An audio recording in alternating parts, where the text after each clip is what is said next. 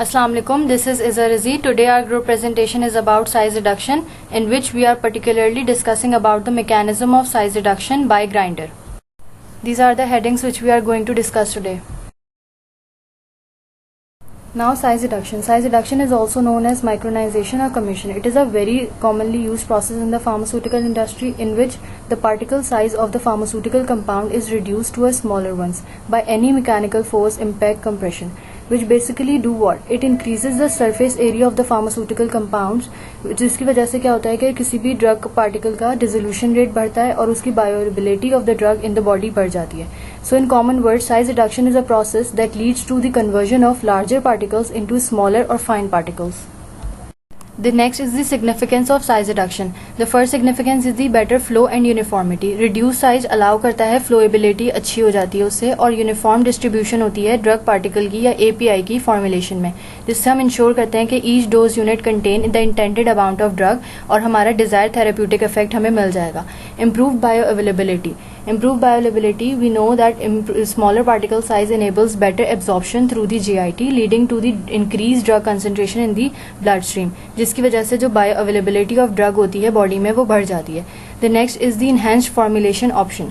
Size reduction allow करता है pharmaceutical industry के अंदर to develop a variety of dosage form and formulation, क्योंकि fine particles size reduction के अंदर जो हमें obtain होते हैं वो हम use कर सकते हैं different granules formation में, powder formation में और suspension की formulation में, और oral dosage form जो tablets और capsules होती हैं उसमें हम उसको use कर सकते हैं. The next is the increased solubility.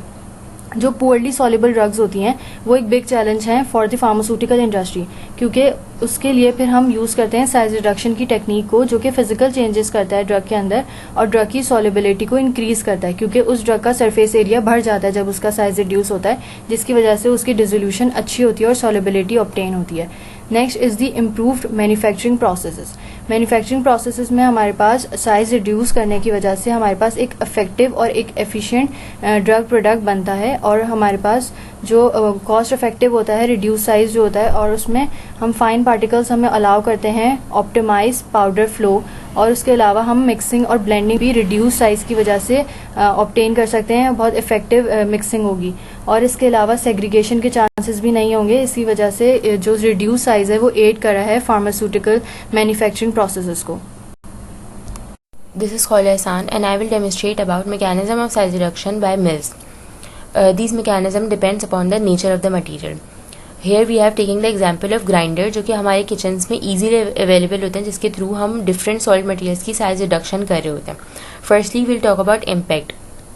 Grinders में जब हम अपना सॉलिड मटेरियल को हम फीड करते हैं इनटू चैम्बर, तो ये मटेरियल जो होता है वो इनकाउंटर होता है, हमारे कांटेक्ट में आता है हैमर्स या फिर ब्लेड्स में के दरमियान, और ये जो ब्लेड्स या हैमर्स होते हैं वो एक कंटिन्यूस हाई स्पीड में होता है, जिसकी वजह से क्या होता है वो एक इम्पैक्ट कॉज करते हैं हमारे सॉलिड पार्टिकल्स पे. ये पार्टिकल जिसके रिजल्ट में ब्रेक डाउन हो जाते हैं या ये फ्रैक्चर हो जाते हैं, इसकी वजह से ये ब्रेक डाउन हो जाते हैं और इवेंचुअली उनकी साइज रिडक्शन हो जाती है. Second will talk about sharing. Impact forces के साथ साथ जो ग्राइंडर्स होते हैं उसमें शेयरिंग फोर्सेस भी जनरेट होती हैं. ये शेयरिंग फोर्सेस तब जनरेट होती हैं जब सॉलिड पार्टिकल जिसके हम साइज रिडक्शन कर रहे हैं, जिस पे हम वर्क कर रहे हैं, वो ट्रैप हो जाते हैं हमारे ब्लेड्स या फिर हैमर्स की एजेस के दरमियान में या फिर वॉल ऑफ द कंटेनर पर. ये फोर्सेस साइज रिडक्शन में हेल्प करती हैं ऐसे पार्टिकल्स में और उनकी फर्दर उनकी ब्रेक डाउन कराती हैं into its smaller fragment. Third we have compression. Compression को समझने के लिए we have to paint a picture of a rollers in our mind. दो रोलर्स जो कि पैरेलल टू ईच अदर हैं और उनके दरमियान में हमने अपना मटेरियल प्लेस किया है जिसमें हमें वर्क करना है, जिसकी हमें साइज रिडक्शन करनी है. इस रोलर की जो मूवमेंट है वो ऑपोजिट डायरेक्शन में. ऑपोजिट डायरेक्शन की मूवमेंट की वजह से क्या होता है, रोलर जो होते हैं वो एक प्रेशर जनरेट करते हैं हमारे मटेरियल के ऊपर, जिसकी वजह से क्या होता है हमारा मटेरियल जो होता है वो कंप्रेस हो जाता है और क्रश हो जाता है और एज अ रिजल्ट उसकी साइज रिडक्शन हो जाती है. लास्ट हमारे पास है एट्रिएशन.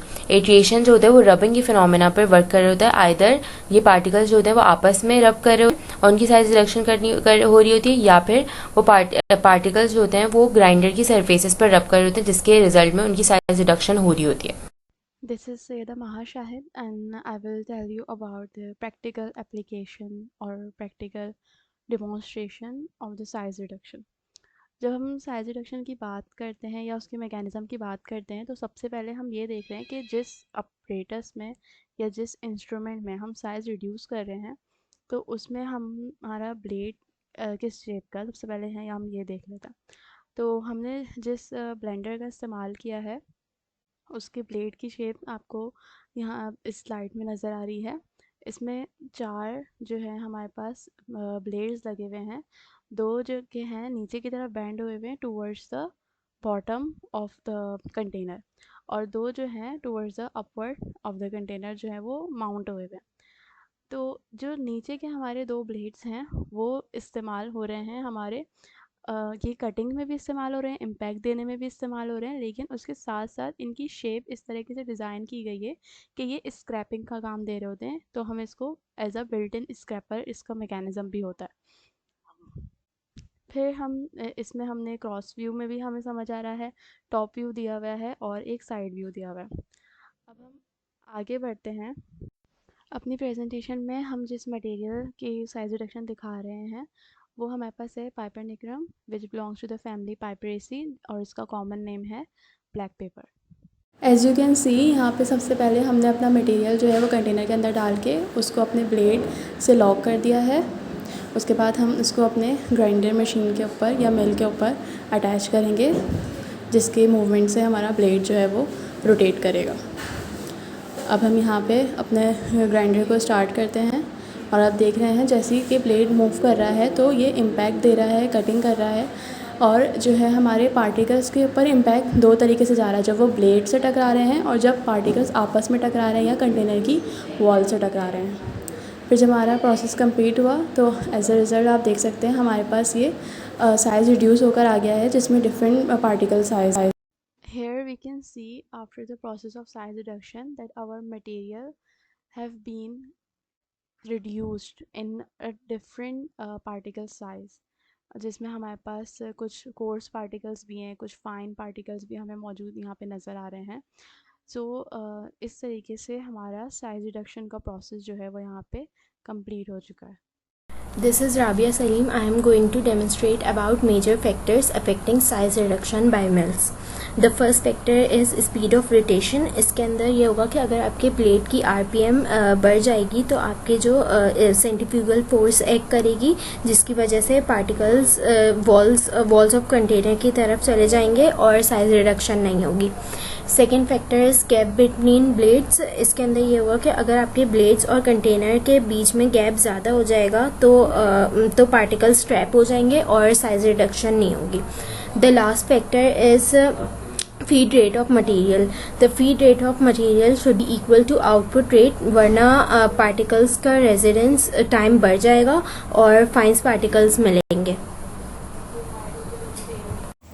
As you can see in the video, जब हमने अपना फीड रेट बढ़ाया है और अपना साइज़ रिडक्शन का प्रोसेस किया है तो हमें जो पार्टिकल्स ऑब्टेन्ड हुए हैं वो कोर्स पार्टिकल्स ऑब्टेन हुए हैं, एज यू कैन सी।